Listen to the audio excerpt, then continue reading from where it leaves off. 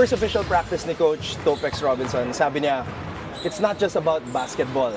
Yung vision niya is, where are you gonna be 15 years from now?